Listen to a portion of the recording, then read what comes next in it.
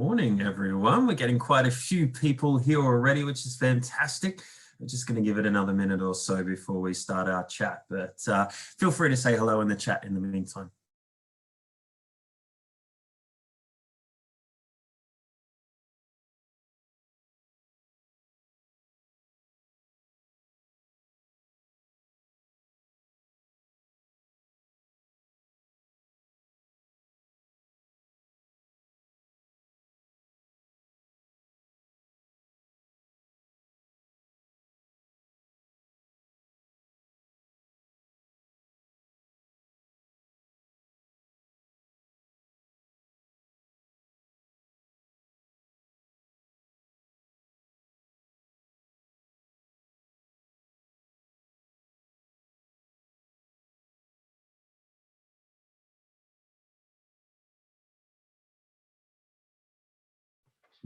I just saw someone say they wish they were in SA now, and I completely agree with them.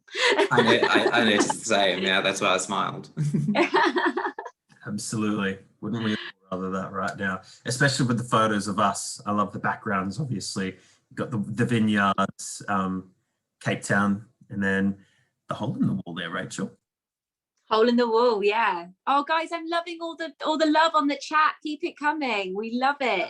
Please, yeah, some nice positivity.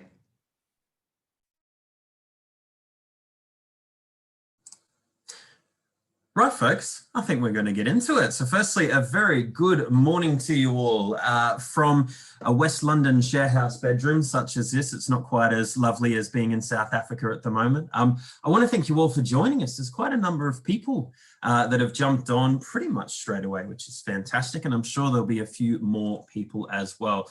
For anyone that is wondering, we will be recording this today. So not to worry too much about that, because if you do miss anything, then we will get straight into it. Folks, my name is Steve Balderston. I've probably met some of you before, perhaps chatted to you, and if I haven't, nice to meet you, and thanks for joining us today. I'm the trade training specialist for South African tourism. Joined today with me is Sherwin Ahrens, our trade relations officer. Sherwin, say hello to everyone. Hi, everyone. Thanks for joining us this morning. I may have met some of you at one of our trade events or maybe hosted you on one of our famous fam trips. But yeah, looking forward to going through South Africa with you today. Absolutely. And we've got the fantastic Rachel Lewis, our campaign and partnerships manager, here to give us a little bit of insight on, well, not just South Africa, because that's what we're all here to do, but Gregg's experience, Gregg Wallace's experience around South Africa. Say hello to everyone, Rachel. Hi, everybody. Fantastic. Now, throughout today, as I mentioned, we are recording, but also as we go along, we do have a Q&A box. So feel free to pop some questions in there as we're going along. We'll try our best to keep an eye on it as well and answer any of your questions as quickly as possible. If we do forget, we'll most certainly be having a look towards the end of the day as well. Towards the end of the day, it makes it sound like it's a day-long session. Don't worry, everyone, it is just an hour that we're here for, so it's nice and easy. Speaking of towards the end as well, we'll talk a little bit more about the prizes that we have up for grabs today too, and how you can get the chance to win them. I feel like we should probably get straight into it. So the purpose of today's webinar, folks, is to talk about experiencing South Africa just like Gregg did. So obviously Gregg was very fortunate to travel around many different parts of South Africa, not just to experience the culture, to experience the wildlife, the landscape, but also most importantly, the cuisine. It was a hell of a lot more than a buttery biscuit base for Mr. Wallace as he was traveling from A to B within the Rainbow Nation.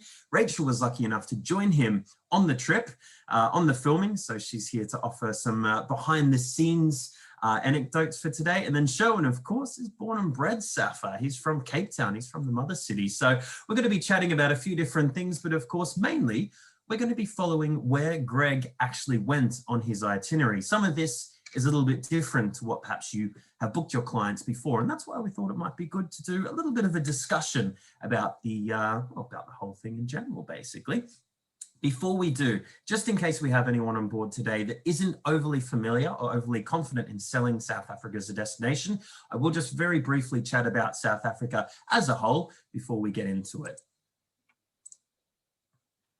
So folks, 11 official languages, 9 amazing provinces and 3 capital cities. I don't know of any other country in the world that has 11 official languages. Now that doesn't matter so much for your clients in the UK and the Irish markets, which are the markets that we look after, because the main language of business, the lingua franca, is English. Your clients won't have any problems and yourselves will not have any issues if you travel down there. And I'm sure some of you have traveled there before in communicating with anyone and everyone that works within the tourism industry, which is good. Those 9 amazing provinces, we'll be focusing on a few of those provinces today. Don't worry too much about their names. I'd be a little bit doubtful if your clients ask you about the specific names of each of the provinces, but we will be focusing on Gauteng. That's where Johannesburg is situated. We'll be focusing on the Western Cape, a little bit on the Eastern Cape, the beautiful KwaZulu-Natal province as well, one of my personal favorites, but there are quite a number of other ones too. 3 capital cities, again, just like the 11 official languages. It's the only country that I know of in the world that has 3 capital cities, and that's just because of history, good old history. There's a heck of a lot of it here in the Rainbow Nation as well. So one of the capital cities is Pretoria, just to the north of Johannesburg. You might see this red aircraft on our presentation here. That's very close to where Pretoria is. You can just see the P and the R there. I obviously didn't think about that too much when I put that plane dropping in. And then we've also got Cape Town, which is one of the other capitals. So I forgot to mention, sorry, that Pretoria is the executive capital. That's where the union buildings are, and that's where the president resides. Cape Town is the parliamentary capital. And we won't be touching too much on it today, but Bloemfontein in the Free State, that's the judicial capital. Of course, I'm sure most of you know, though, that Johannesburg is the largest city by population, but it is not the capital city within South Africa. Value for money is absolutely phenomenal. Now, Gregg actually spoke about this a number of times in his pre and post-trip interviews, just how cheap it is once you hit the ground running. If you ever have clients that are a little bit worried about just how much this trip ends up costing them, tell them that it all makes a big difference once they hit the ground running. Because to give you an example, if you're going for a pint of beer here in central London, it's about £5 when the pubs eventually open again, of course, and it'd be pretty similar in lots of the other cities. If you want a decent pint there, people might get a little bit annoyed because it's £2.50. So I tend to find that comparing it to beer or maybe coffee or wine is always a good idea to get a good comparison for the country. But the value for money, almost 21 Rand to the pound and almost 18 Rand to the euro for any of our Irish friends that are watching at the moment too. Now, just talking about that plane before, you can actually see there are 3 aircraft on the screen. So the red plane, that's dropping down into OR Tambo Airport. That is by far number-wise, pre-COVID, of course, the most important entry point into South Africa. This is the starting point for a lot of itineraries within South Africa, whether that be people moving on and transiting through and continuing on from Cape Town or Durban or somewhere else, or actually beginning their entire trip in Gauteng as well. The blue plane is flying down into Cape Town, the second most popular route, and Durban, KwaZulu-Natal, that's where that green aircraft has arrived into.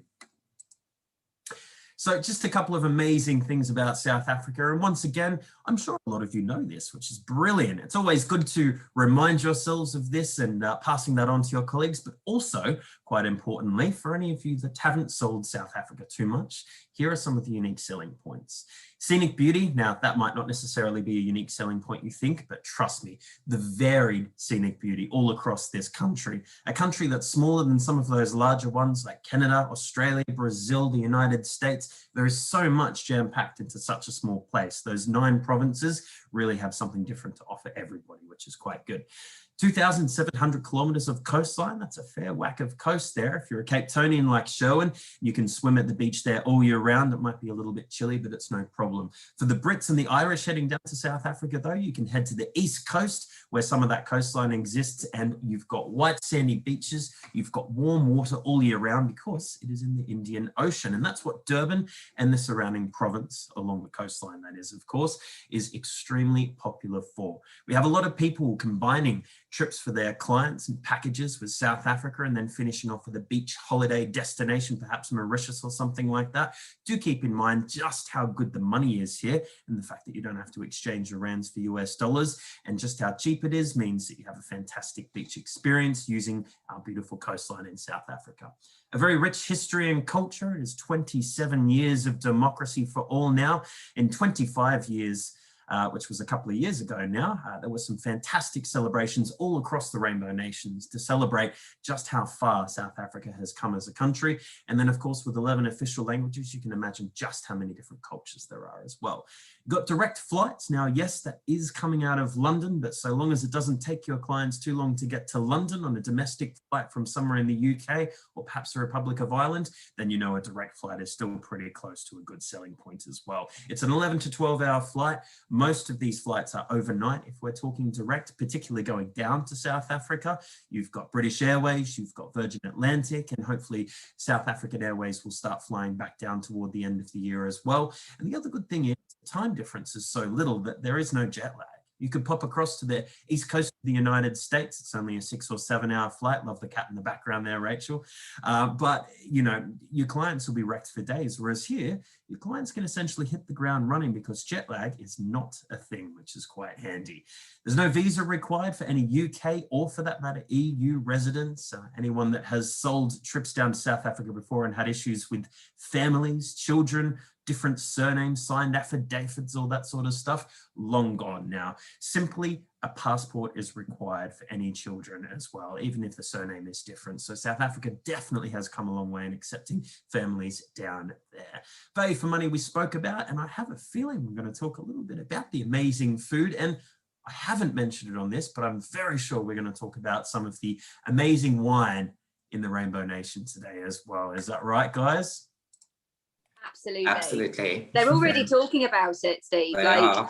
this is the people just seem to concentrate on that. It's great. Love it. Absolutely. It's one of my favorite things to concentrate on. Even when I'm here in the UK, I'm still drinking South African wine, obviously. So it's a very important thing. Now, we're actually going to focus on safaris just very quickly. In the first episode, Gregg Wallace traveled around the Rainbow Nation, but he started off having some pretty amazing wildlife experiences. Now, Rachel, I do want to ask you about what this specific experience was like with Gregg. But firstly, Sherwin, you're a native South African, you're a Cape Townian, you've had the opportunity of going on safari many times throughout your life, as well as obviously your previous job and this one as well. Tell us a bit about your favorite things to do on safari, and perhaps a tip or two for people watching now as well. Thanks, Steve. Well, yes, I mean, safari is, like you said, really once in a lifetime experience. It's so special being out in the bush and just getting acquainted with wildlife and with nature a little bit better. For me, I don't really sort of, you know, I do enjoy the larger animals and sort of tracking those, but I think when I'm on the vehicle, I really try to pay attention to what the guide is saying. So a lot of the guides are so well trained that they'll point you in all kinds of directions when it comes to small animals, when it comes to plants and trees that you'll find along the way. And that's always something that I encourage, travelers to do, is just not look at, the bigger sort of big five, so to speak, but also just look at everything around you and really get immersed into the wildlife. Fantastic. And tell me, when we're talking about wildlife, and you mentioned obviously listening to the guides, which is an extremely important thing, people don't necessarily have to have guides though, because there's a different amount of ways that you can actually experience safari in South Africa. And I guess it depends on what budget people's clients are looking for. But some people will drive their own vehicles into a national park, and then some people will be taken around for a very different experience in a private game reserve. But Sherwin, what would you say the main difference between a national park and a private game reserve is? It's one of the most common questions we get. It definitely is. And national parks essentially are pieces of land that's governed by the national government in South Africa. But these are quite restrictive in terms of, sticking to the roads. You can't off-road in terms of searching for animals. You also have, you can only operate during certain hours. So there are curfews in place within the national parks as well. But then you get what we call private game reserves, which essentially are pieces of private land where a lot of our top lodges are located. You basically have a guided experience then. So you'll join a ranger over 3 or 4 days, and they'll take you on a private or game drives where you could basically just, get to learn about the animals a little bit more. A lot of the rangers have studied, to become a ranger for many years and have so much knowledge to share when you're in the vehicle with them. So that would probably be the difference between the two. Hands down. I couldn't have said it better myself. A much more intimate experience. But again, at least for people's clients, there is something for everyone out there when it comes to different budgets. Now, Rachel, tell me about, firstly, your first safari experience. And then secondly, I want to know what Gregg thought about this whole experience that took him down. Obviously, he went a little bit further than just doing a regular safari as well. So tell us a bit about that. You want to know about my first safari experience? You're taking me back to Kenya. You're taking me back to Kenya in 2000 when I was 11. So let's talk about your first South African. Yeah, I was about to say, are we going to do that? No, my first South Africa safari experience. Oh, sure. I can't remember, but I will tell you about Gregg's first South Africa safari experience. I think my first one was actually the Northern Cape, which is we'll get onto that later. Gregg actually had never been on safari properly before, and he was blown away by it because Amakhala, those of you who know the Eastern Cape quite well will know that Amakhala is actually split by the N2, and you are quite close to, you know, you drive off the road down a gravel road and then you're in the game reserve. And I think that for him was just mind-blowing because we were driving along a normal road and then suddenly we're in the middle of nowhere and we're in the bush and we're viewing animals, and he just thought it was absolutely insane. You can see the absolute grin on his face there as we were driving around. He was also, one of the things that was great about it was he was so humbled by Will Foles, who was the vet that he went out with. You would have seen him in the program hugging the leopard to weigh it. But actually the thing that sticks in my mind was when we found, we went out on a game drive and we found some rhino, and we were on a separate vehicle, but we could hear everything that was going on. And they're driving towards the rhino, and Will is like, Will has dedicated his life to saving the rhino. He is an absolute legend. And they're driving towards the rhino, and he was like, this magnificent creature, what an amazing thing. And Gregg was like, oh, do you know what? If I was going to compare myself to any animal, I'd say I was a rhino. And Will was just like, you've got a very high opinion of yourself, which was amazing. But yeah, definitely the whole idea of safari. Gregg wants to go back to South Africa, and following that experience, he wants to do safari again. Certainly don't blame him. I've been lucky enough to go to Amakhala Game Reserve myself, and what an amazing place it is. Obviously one of many big 5 game reserves in the Eastern Cape, and that's not to take away from any other parts of South Africa as well. Rachel, speaking of an Eastern Cape safari, there is a couple of benefits of doing that for anyone that's already doing a garden route experience. Can you take us through just a couple of those? Yeah, I mean, you're an hour and a half from Platt, not an hour and a half from Platt. You're an hour and a half from Port Elizabeth, which has recently changed names, but we won't go into that. So you are very close to an airport. So whether or not you're starting the garden route from Port Elizabeth, you are very easy to get out to the game reserves. Also at the end of the garden route, a really nice way to be able to finish your holiday, and then drive, and then you'll be able to have your breakfast, have your morning game drive, have your breakfast, drive to the airport and get your flight home. So it's a really simple process. There's no malaria, so for families it's really amazing. The accessibility, the way that the land has been evolved from farming to where the game reserves is really evident, and I think the conservation story in the Eastern Cape is a really strong one as well. Yeah, I think that's fantastic. Sorry, I was trying to press on mute there. Absolutely brilliant. Let's move on from amazing safari experiences, and you really summed up what an Eastern Cape safari is like there as well, Rachel. Thanks for that. Sherwood, we're going to move along to Cape Town now. That's your hometown, of course. Tell us, what was it like growing up there? You grew up just a little bit outside of Cape Town, and what were some of the experiences growing up that actually people could go and visit and do themselves today as well within your hometown? Well, you're quite right there, Steve. I grew up about 15 minutes drive from Stellenbosch, which I know a lot of people know. It's quite a famous winelands town and also one of the oldest towns in the whole of South Africa. And I think growing up, I really appreciate just being outdoors. You know, my family are quite an outdoors family, so a lot of walking, a lot of hiking, and just really enjoying the great weather that we have down there. There's a lot that I like about Stellenbosch, not just because I come from close by, but because I think it's just such an historic part of South Africa. It's got some of the oldest winelands as well, and probably some of the best wines, some of the best restaurants that you find in South Africa. Fantastic. I've got to be quicker at unmuting myself, don't I? That's brilliant. Now, we've had a bit of perspective from a Cape Townian, a South African born and bred. Rachel, you represent the entire British population at the moment. It's quite exciting. I don't know if that's a good thing or a bad thing. Find out. Tell it. As a Brit visiting Cape Town, what are some of your favourite places, and were there any good behind the scenes stories when you took Gregg down to Cape Town for his filming?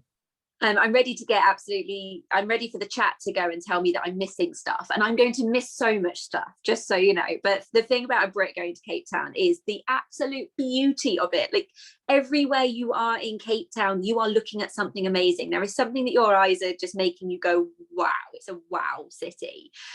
Whether it's Camps Bay, you've got Table Mountain, Lion's Head, Signal Hill, just the ocean.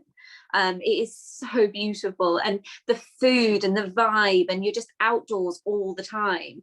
I love it. Like, I'm a history geek as well. I love going around. I love doing walking tours. I love it. I just think there is something that really stimulates every single part of your passion points. No matter what your passion point is, Cape Town has something to stimulate it, in my opinion, whether it's just lying on the beach or whether it's getting down and dirty on Robben Island, getting into the real history of South Africa.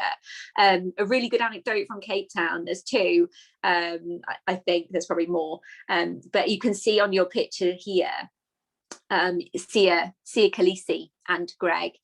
See, we in the mornings, Gregg was staying in the Taj Hotel, which he loved. I was staying around the corner in a much more budget hotel, due to government wages, government payment, and we basically went to pick him up in the morning, and I could see this guy from behind. And he was so imposing. And I said to our driver, I was like, I think that's Sia. And he was like, Sia. And I was like, Sia Khaleesi. I'm pretty sure that's Sia Khaleesi. So we went into the hotel, and Gregg is a massive rugby fan. So I literally skirted past Sia, went up to Gregg, and I was like, Sia Khaleesi's here. And he's like, what are you talking about? 6 o'clock in the morning. What are you saying? What are these words? And I was like, Sia Khaleesi, the captain of the South African rugby team, is walking into this hotel right now. And we managed to grab that photo. And Gregg, the tables turned, and Gregg turned into a fanboy. So he'd had loads of people being like, oh, can we have a selfie, blah, blah, blah. And he was like, mate, I'm so happy to meet you. Like, can I get a picture? I need to tell my people back home that I've met you. And he told him how inspirational he was, and it was just a really lovely thing. Second one was, we went out for dinner for the first night to a restaurant called Janssen and Co. And we're sitting there and having this amazing food at a really reasonable price. And Gregg's just blown away. They were growing herbs all around the restaurant. They had the hydrofoil going on, and they took him down to the charcuterie room, and he was like, mate, they're making their own charcuterie. Who does that? That's incredible. So it was Cape Town just blew him away. And again, he is due to go. He messaged me about a couple of months ago saying, when I book to go to Cape Town, where should I stay? So he is ready to go.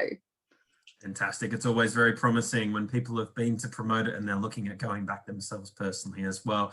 And what an amazing experience. I just assumed that this was planned, but you actually just came across him. That's absolutely fantastic. The captain of the South African rugby team, of course, the winners in 2019 as well, let us not forget.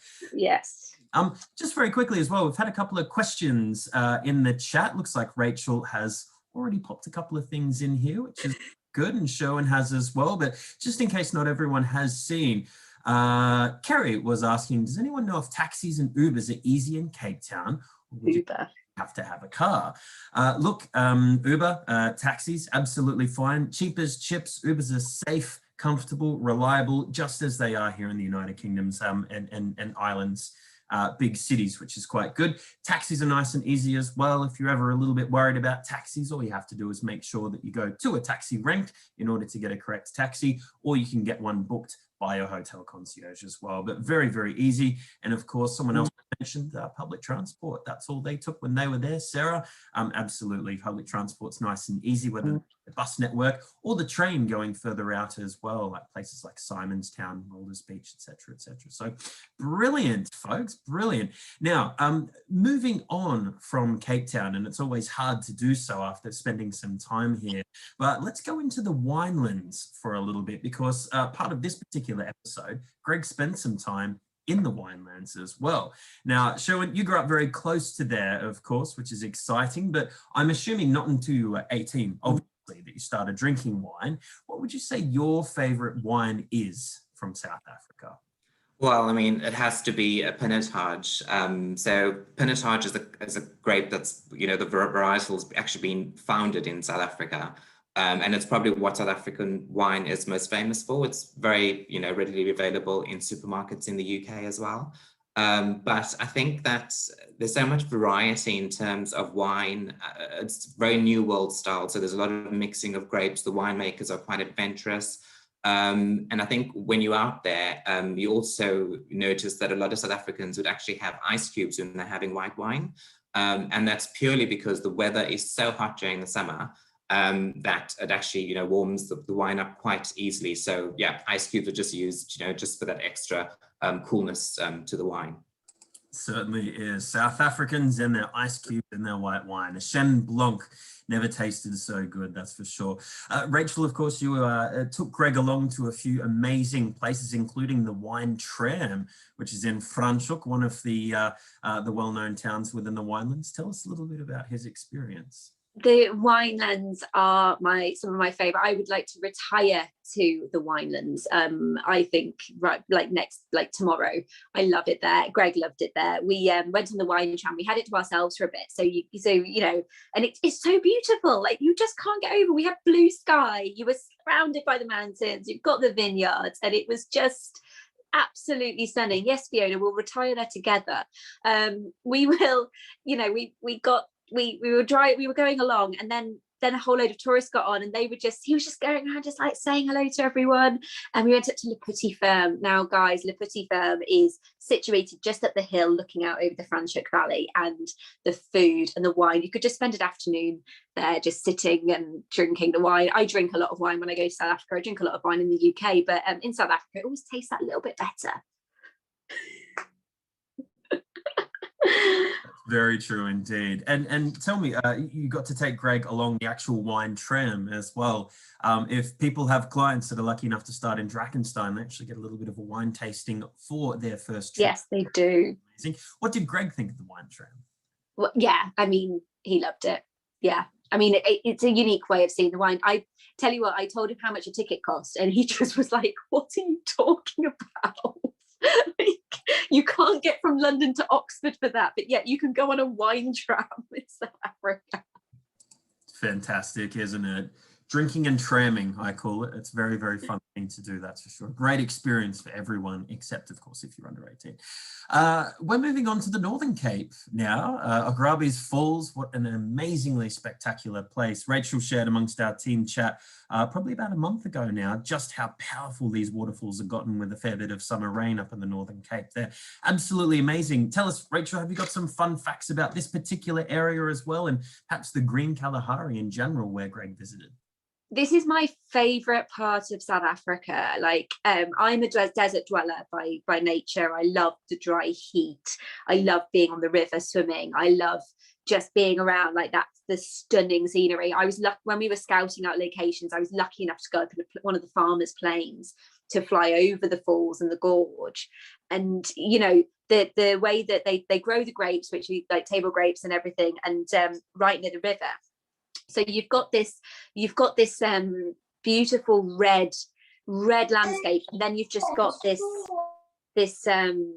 green strip going through, and it's like veins all feeding into the river. It's so beautiful. My favorite place. The waterfall, Ograbi's Falls, is just it's so unexpected. And I think when you're away and you go and see something absolutely stunning, and it's the ones that are least expected that blow your mind the most. No, Grabbies is definitely that. I love it so much, guys. Then I know the Northern Cape logistically has a few more challenges to get to than others, but there's a reason for that. It's because it's so perfect, and and perfection doesn't come easy. Couldn't have said it better myself. That's fantastic, Rachel. Sherwin, you were lucky enough to travel there as well. And although Greg didn't visit some of the places that you visited, tell us a little bit about your experience. You were lucky enough to go to South Lodge and check out the night sky and understand a bit about the culture there. Yeah, I mean, like Rachel said, this part of South Africa is a bit isolated and a bit removed, but it's also the largest part of the country as well. So the Northern Cape is actually South Africa's largest province. And it also has the least amount of people. So when you're driving, you literally don't see as many cars as what you would do in the city, obviously. It's also home to the Kalahari National Park, which is one of South Africa's biggest national parks. It's right in the heart of the Kalahari, and it shares a border with Botswana as well. There's a really fantastic lodge within the national park called South Lodge. And basically, this lodge is owned by the San Bushmen. So a lot of the land within this area of South Africa has actually been given back to the indigenous people, which is obviously really fantastic. And you have to go through so many sand dunes to get to this lodge. It's completely removed from, any kind of digital. If you want a digital detox, this is the place for you. And, just being out there in the middle of nowhere, not having any internet, being in the middle of the desert, it really is fantastic. Just having that sunset as it hits the sand dunes. It's absolutely spectacular when you're having your sundowners in the evening. And then once you have your dinner, you go out at night. I've never seen such a clear sky before. I appreciate it probably a little bit more because I live in London where there's so much light pollution.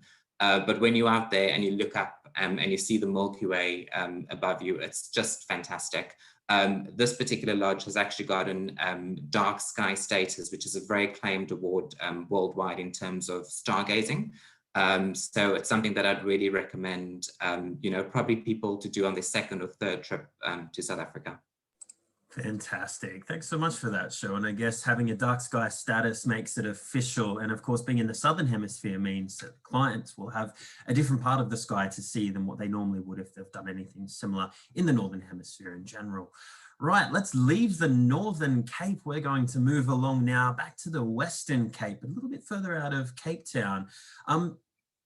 We should probably talk about, firstly, the garden route. So the garden route begins quite often, according to a lot of people, in Cape Town itself, although not technically correct. It goes a little bit further along to Mossel Bay, that's where it starts, and then heads out toward Port Elizabeth. Now, Greg visited a couple of different areas along the way, which is quite good. But Sherwin, of course, you've been lucky enough to do a lot of this throughout your lifetime, which is fantastic. Tell us about some of your favourite experiences along the garden route in general. So the garden route really is one of the best self-drive routes in the world. Those of us who have been there, we know that, it's fantastic, it's beautiful. I think what makes it really appeal to the UK market as well, and self-drive in general in South Africa, is that we drive on the same side of the road as the UK. It's very fuel efficient. Petrol is so cheap. But also there's a lot to do when you're driving. So the garden route essentially stretches for about 6 hours.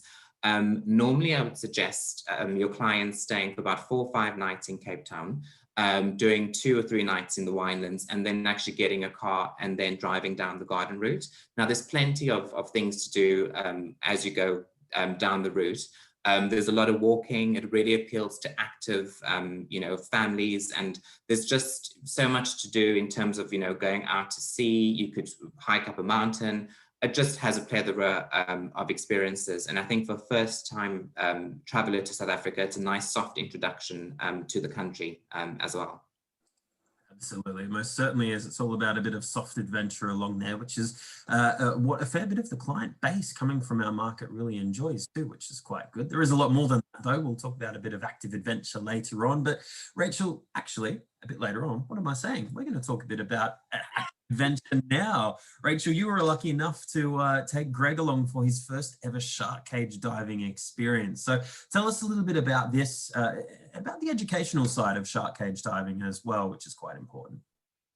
I mean, shark cage diving is, I mean, it's sold as adrenaline, but really it's conservation.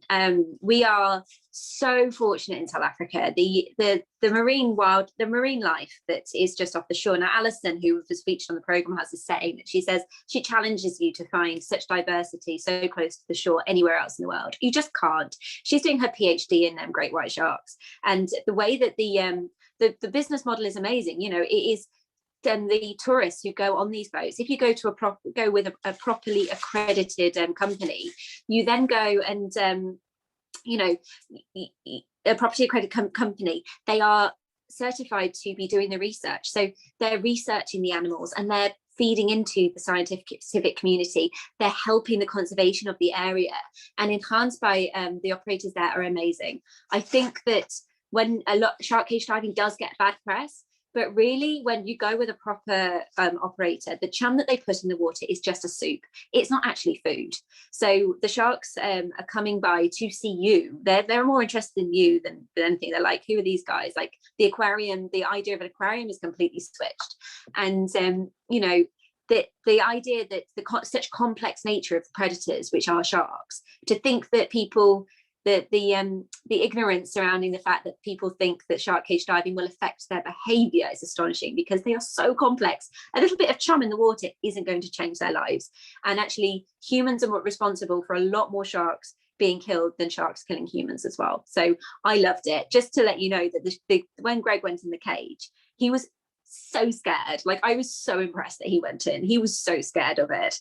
He was actually sick when he first got in, but that was more to do with the rocking of the boat than the scaring of the sharks. We didn't see any great whites, but that didn't matter, because the bronze whaler is a pretty amazing shark as well. People always think it's just great whites. No, there are so many different sharks in the waters of South Africa.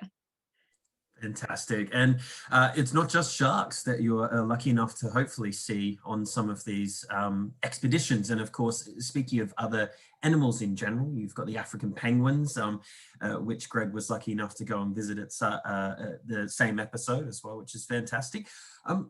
What are the marine big five? We talk about the big five quite often. Of course, you do find the big five on safari, but what are the marine big five? That's something that our listeners might not know. So the marine big five is it's made up of more kind of like the kind of the generic species name. So whales, dolphins, Cape fur seals, penguins, and sharks. But obviously within that, there are humpback whales, bride's whales, southern right whales, and plenty more whales. And I don't want to name them all because I'll get them wrong. The African penguin is on its own, and the Cape fur seal, the dolphins. We've got the Indian Ocean hump dolphin. We've got the bottlenose dolphin. We've got the common dolphin as well.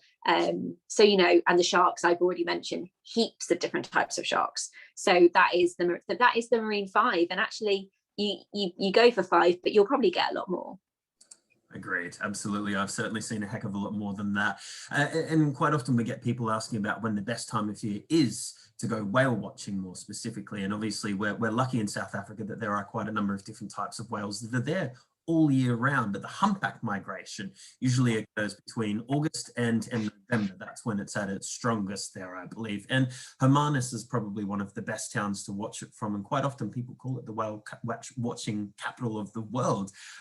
Sherwin, tell us a little bit about why it would be the whale watching capital of the world. Well, it really is that. I mean, I've never seen whales breach like that from, you know, not even going into the water. So there's two types. You could actually do land-based whale watching, where you're just standing on the shore and just watching them breach, which is absolutely amazing to see. But then you could also take a boat into, you know, a guided tour, basically, where you go out into the ocean and you get to see them a little bit more up close. And the reason why they come into the waters is a lot of people don't know that the females come into calve during those months. So they migrate from Antarctica, essentially, and they use our waters to calve. So it's just fantastic to see, because you might see some, you know, baby whales as well, which is fantastic. But yeah, I mean, if you don't want to go out to sea, the land-based whale watching is probably some of the best ones in the world. Fantastic. There is just so much to learn about going on one of these expeditions out from Gansbaai, from Hermanus, plenty of different places, of course, do it. Absolutely fantastic. Now, let's talk about Johannesburg. Joburg sometimes gets a little bit of a bad rap, but in my experience, it's come a long way in the last 10 to 15 years. And as employees of South African tourism outside of a pandemic, we're lucky enough to probably spend more time here than anywhere else. And I'm sure all of us could give some really good tips as to why it's amazing. But Rachel, I want to start with you. You actually took Gregg here, which is fantastic. But tell us, why is it more than just a stopover? What can you do in, but also around Johannesburg that might be interesting to people and their clients? I love Joburg. Joburg is an absolute melting pot, not just of South Africa, but of Africa. It's the story. The story of South Africa really is the story. The story of Johannesburg really is the story of Africa, and South Africa in particular, because when you obviously a lot of people go to Cape Town, and Cape Town is like, you know, the tourist capital, and they'll go to Robben Island, and yeah, Nelson Mandela was kept prisoner on Robben Island, but he wasn't actually doing anything while he was there. That was a symbolic thing. He was cut off from everyone. The struggle was happening in places like Johannesburg and the rest of South Africa, and to really get that, you've got the Apartheid Museum. You can go around Soweto, you can see where all this happens. But on top of that, you've now got this city that is just finding itself and reimagining itself every few years, and it really is a melting pot of the continent. So when you go to the likes of the Neighbourhood Market, which is right in the centre, downtown Joburg, you can get tagines from Morocco, jollof rice from Nigeria, piri piri prawns from Mozambique. You can get your shizenyama or braai, whatever you want to call it. You can get everything in that place, and you are surrounded by the Indian culture of South Africa, but also you've got European influence there as well. It really does symbolize what South Africa is, and also it's a great city. Like, the street art, the artifacts, the markets, the hotels, like, it is an amazing place to fly into. It's the cheapest place to fly into in South Africa. The airport is really well connected to the city through the Gautrain, and I couldn't recommend it enough. A lot of people fly in and fly out again. They might be going to Vic Falls, they might be going down to Cape Town, they might be going down to Durban. Stay a couple of nights. Avoid maybe missing your connection. Have a couple of nights. Get to know the city. The food. I'm not even gonna carry on now, but you get the picture, don't you? Absolutely. I could happily sit in downtown Johannesburg in Marbenang and eat as much food as I can until I can't move. Maybe top it off with a good beer or even a flat white if it's early in the morning. So yeah, completely agree. And of course, you mentioned the Gautrain, which is a fantastic opportunity to take some transport that's very quick, safe, comfortable, reliable as well, from OR Tambo Airport into the city, many stops, and as well as going up north to Pretoria as well, which is fantastic. You've got the Cradle of Humankind, which is just a few hours drive away too. But yeah, loads of things to do in and around Johannesburg. Let's talk about townships. You mentioned Soweto very briefly, Rachel, but Sherwin, obviously growing up in Cape Town, you had a number of townships near you. Probably one of the most famous ones, or the most popular ones, or well-known, would be just outside of Cape Town as well, which is Khayelitsha. Tell us a bit about townships in general, and then we'll move on to you, Rachel. So, yeah, Steve, I mean, townships in South Africa are, like Rachel mentioned earlier, really big melting pots of culture in South Africa. There's a lot of tribes, different tribes. So we've got, various tribes in South Africa that have all moved into townships. And it's just such a big, diverse melting pot of different ethnicities, basically. And I just love being out there. I think that it does give you a really kind of urban, authentic, very natural and genuine feel of South Africa, but also it kind of isn't polished, and I think that that's really important in terms of just really having your clients get to experience the authenticity of the destination. I see that you've moved on to our My South Africa guide there, which is Charles, which is actually, he's featured in the program, and he's actually the guy that took Gregg around in the tuk-tuk through Soweto, and he's a born and bred Sowetan. And it's just amazing to see how tourism is actually, being sustained in these townships, and how people are so creative when it comes to entrepreneurship. So yeah, I love being out there, and I love Soweto particularly. Fantastic. And look, a lot of us know about Charles's personal story. And the amazing thing is, in townships, everybody has a personal story about how they grew up, why they grew up the way they did. It's absolutely astonishing, but very, very amazing. Would highly recommend as well from my side of things. Rachel, going and exploring the culture, experiencing that is certainly one thing, and it's a must do within any township that clients go to. But there's other things you can do, particularly in Soweto. Greg tried some food. There's a couple of chimneys in the background there, the old Orlando smoke pots as well, or towers, sorry. Tell us a bit about the experiences that you had with Greg there. So Greg was overwhelmed, like, because Soweto is quite a, no, I don't want to say insult because that's a really bad word, but on your senses, everything. It's noise, it's visions, it's colours, it's taste, it's everything. And so it was quite overwhelming for Greg. And we were on Vilakazi Street, which lots of you will know, which is where Nelson Mandela's house is. It's actually really just a vibrant street. Like it's the same as like Oxford Street, but like that kind of, people go there. That's where people go. But just literally a couple of streets away where we stopped and had the theatre cooks with the atcha, it was like on a suburban back road, and it was lovely. And he was just so happy. He was really happy sitting outside that little food stand with those guys, having a chat, eating that food. He could have eaten quite a lot of that, I reckon, if we hadn't stopped him. And then we went down to the Orlando Towers, which is obviously what's in the background here. And we were like, Greg, you've got to do the bungee jump. That's what you've got to do. And he was like, no, not a chance. So they were like, oh, is there someone at maybe someone at the depot can do it? And I was just like, I'm right here. I'm here, and I am ready to jump. Push me off. I'm there. Strap me in and push me off. I'm ready to do it. So actually, on the TV show, the bungee jumping person that you saw in a red top going down, that was me. And I would do it again in a second. But at the bottom, you've got quad biking and other things that are going on. There's a massive shizinyama at the bottom of those towers as well. It's actually just you could just spend an afternoon there. It's really cool. Talking about active adventure, that certainly gets your adrenaline pumping. And remember, for anyone that has clients that are interested in those sort of activities, yes, soft adventure is most certainly a thing throughout the Rainbow Nation, but active adventure, we've got plenty of it. Longest bungee jump in the world, which is in between Port Elizabeth and Cape Town along the Garden Route on Blue Crons Bridge, which is amazing. And for anyone that's not interested in jumping themselves, would still highly recommend going there, because I can tell you that you are thoroughly entertained in watching other people jump off, which is always a very, very interesting thing to watch. There's the longest stadium swing in the world as well in Durban, as Moses Mabhida Stadium. So there are plenty of different options. Skydiving is a big thing as well. Speaking of Durban, let's chat about that now for a little bit. Durban, it's not the capital, it's the largest city within the province of KwaZulu-Natal. For people that have been to South Africa already, for clients, a lot of the time they'll go back for a second time, and this is where they will base themselves as a second trip. Of course, that doesn't mean it always has to be the second place that your clients want to go to, but I'll tell you, it's just a phenomenal area. And just within the one province, you can find so much. It's got a special place in my heart. I tend to find Johannesburg and Cape Town are fantastic cities, absolutely wonderful. And they've got such a mixed heritage. Durban also has quite a mixed heritage there, the old Natal province. You've got the largest population of Indians outside of India living here as well, which is phenomenal.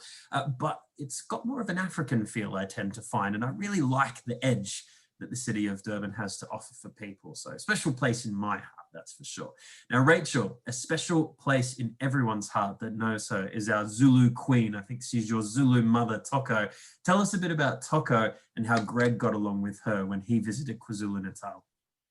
I mean, who doesn't get along with Toko? I mean, she's my Zulu mum. I love her. When she met my partner, she told him that he owed her 11 cows.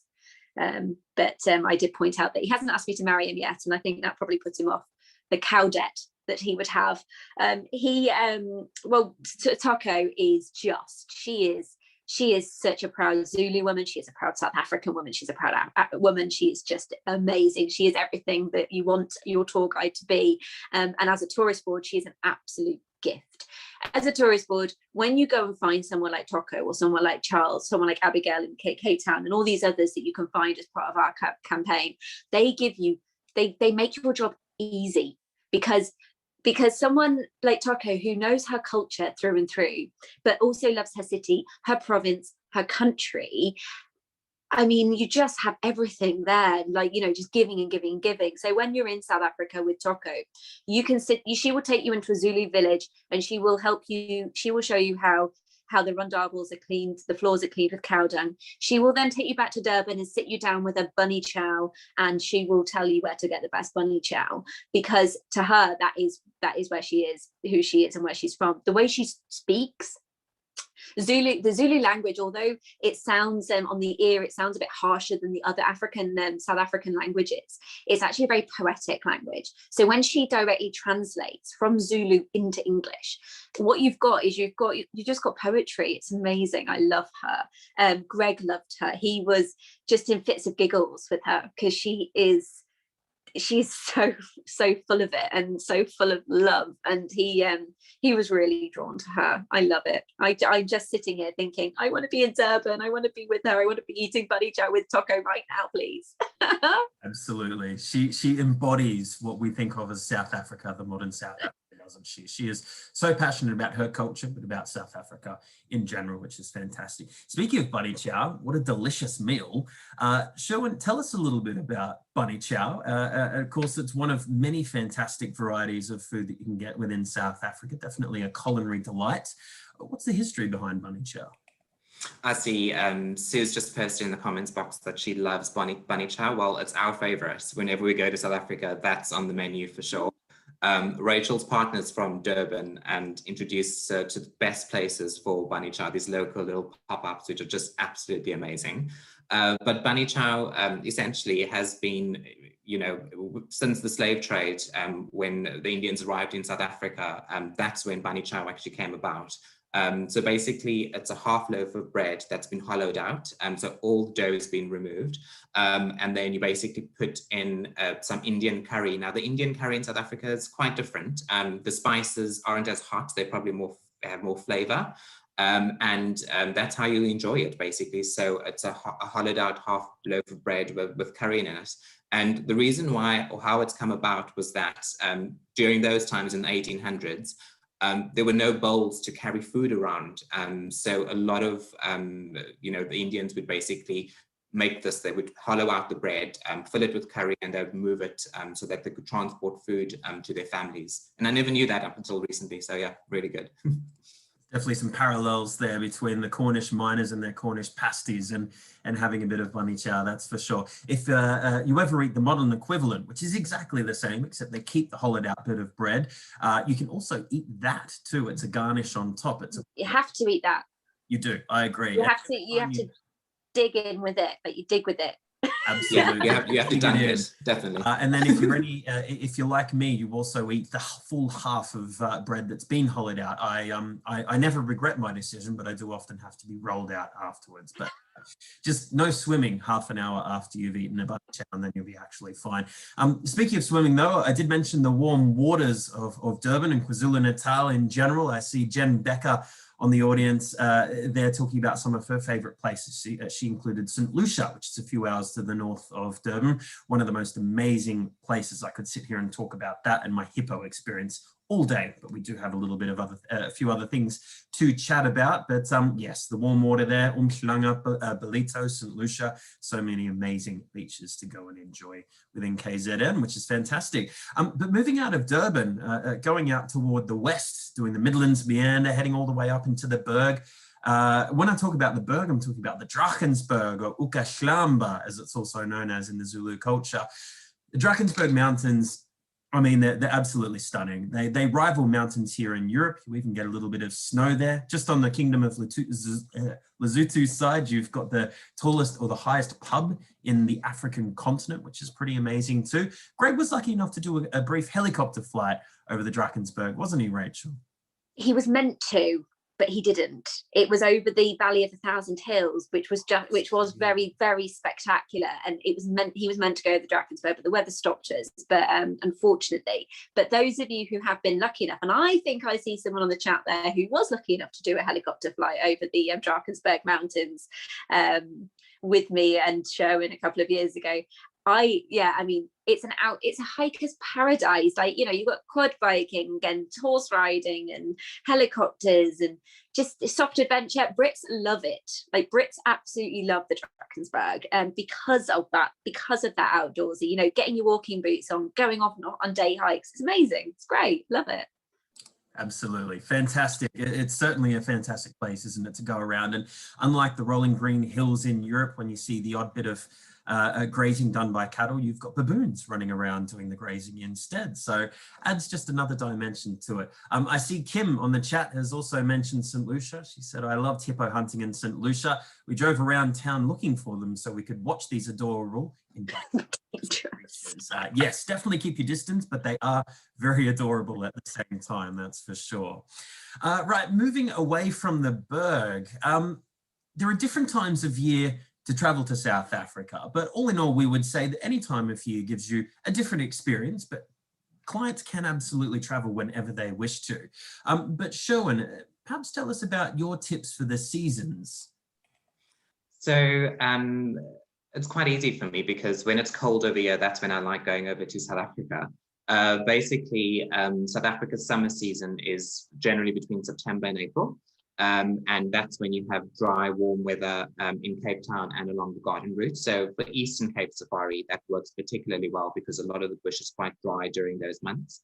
But then also up north in the Kruger, they actually experience dry winters. So that would be South African winter or UK summer. And that's between June, July, August, and that's when, you know, it's basically dry and the bush isn't as dense in the Kruger during those months.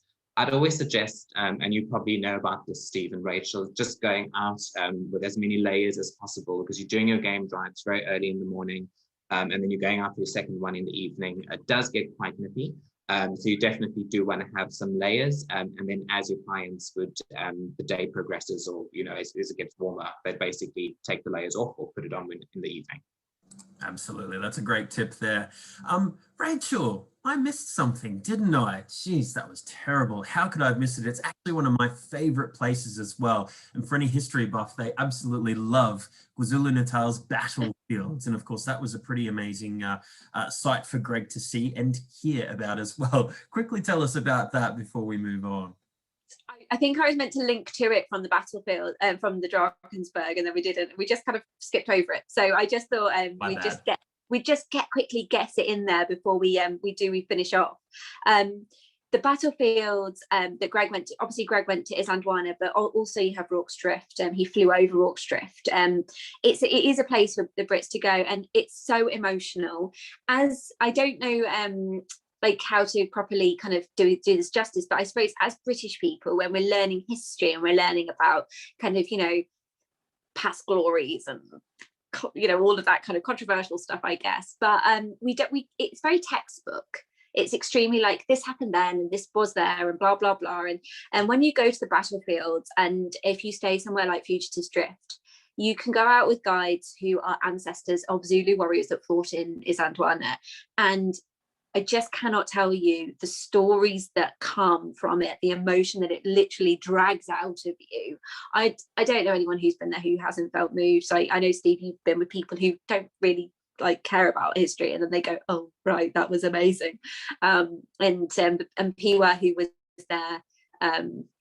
there on this show with Gregg, his great grandfather was at the battle, and the way he tells that story is utterly amazing. So yeah, anyway, I just wanted to shoehorn that in there. Completely right, very right to do so. I forgot about that. So how could I forget about such an amazing place? Because it really is such a moving area. Rorke's Drift, Fugitives Drift, Isandlwana, it's all just amazing when we're talking Anglo-Blue War, but also, of course, the Anglo-Boer War that happened in two different times. Just very quickly, getting around, it's pretty easy in South Africa, a heck of a lot easier for anyone that you might think that you haven't sold the destination before. So just got a couple of things up here. Obviously, self-drive, by far for the UK and for the Irish market, the most popular thing to do. As Sherwin alluded to before, driving on the left-hand side of the road means it's super easy for your clients. They only need an EU or a UK license in order to do so as well, which is quite handy. And of course, you can pick up car hire from the airports themselves or spend a of time in one of the cities before going and collecting and then driving on, which is great. There are some fantastic railway experiences or train journeys too. You've got the amazing, pretty much palatial hotel on wheels that is the Blue Train that goes from Pretoria down to Cape Town and vice versa. It used to be a one-night itinerary, but it's actually now a two-night itinerary. It's been stretched out for everyone to relax because it really is about the journey rather than the destination. You see a fair bit of the Northern Cape along the way, certainly beautiful Kimberley area. Of course, scheduled trips, escorted tours, very, very popular. We mentioned taxis as well, not just for Cape Town, but we should sort of move that to other larger cities as well. So all of the big places, taxis are nice and easy to find. Obviously, you can get them booked by a hotel concierge or go to a designated taxi stand, and Uber is cheap, easy, safe, reliable, comfortable, all of the good stuff, which is great. Now, depending on who you use for your flights, you will find that there are a number of agreements within the domestic airlines and some of the international ones. Virgin Atlantic, BA, of course, SAA as well. They have their partner airlines that fly domestically within South Africa. And it means that once your clients arrive into South Africa, it is very easy to make their way from one city to another. And unlike some of the bigger countries out there, yes, South Africa is much larger than Great Britain and Northern Ireland. However, bearing that in mind, sorry, I thought someone was just trying to talk there for a second. Bearing that in mind, instead of taking 4 or 5 hours from one side to another, it's just a couple of hours on the plane instead. So it's quite a good selling point there. And a dodgy joke, I know, but that is my humor. Maybe one day we'll be lucky enough to have Virgin Galactic flying in as well.